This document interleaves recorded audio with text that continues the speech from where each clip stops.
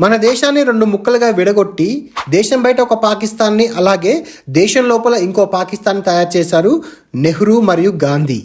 పెహల్గాంలో attack చేస్తే operation Sindoor చేపట్టి దేశం బయట ఉన్న పాకిస్తాన్లోని ఉగ్ర స్థావరాల మీద దాడి చేశాం.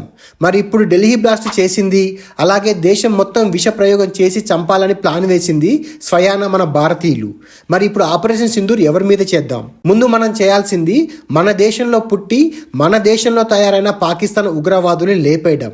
దాని తర్వాత దేశం బయట ఉన్న పాకిస్తాన్ గురించి ఆలోచించవచ్చు. ఉగ్రవాదానికి మతం లేదని పెద్ద పెద్ద మాటలు చెప్తారు. మరి ఇప్పుడు ఢిల్లీ బ్లాస్ట్ చేసిన వాళ్ళది ఏ మతం? అలాగే తినే ఆహారంలో, టెంపుల్ ప్రసాదంలో విష ప్రయోగం చేసి అమాయకమైన ప్రజల్ని చంపాలని చూసిన వాళ్ళది ఏ మతం? ఎప్పుడు చూడు ఇండియాని చైనాతో కంపేర్ చేస్తారు. మరి చైనాలో ఎప్పుడైనా ఇలా ఉగ్రదాడులు జరగడం చూసారా? జరగవు. ఎందుకో తెలుసా? అక్కడ తొక్కి నారదీసి కూర్చోబెడతారు. ఇస్లాం మతం మీద తీవ్రమైన ఆంక్షలు ఉన్నాయి అక్కడ. మరి మన దేశంలో తొక్కి నారదీయడం సంగతి దేవుడెరుగు. జైల్లో ఉన్న టెర్రరిస్టులకి సకల సౌకర్యాలు కల్పిస్తారు. ఉగ్రవాదులకి మరణశిక్ష విధిస్తే క్షమభిక్ష పెట్టడం కోసం సంతకాలు సేకరిస్తారు. పంజాబ్లో జైల్లో ఉన్న ఒక ఉగ్రవాది ఎన్నికల్లో పోటీ చేసి మరీ ఎంపీగా గెలుస్తాడు.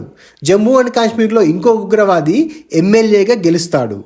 ఇలాంటి పరిస్థితులున్న దేశంలో ఉగ్రదాడు జరగకపోతే అన్నదానాలు జరుగుతాయా? కష్టం. మన దేశాన్ని ఎవడూ మార్చలేడు. ఒకవేళ ఎవరైనా మార్చాలని ప్రయత్నం చేసినా మనం మారనీయం.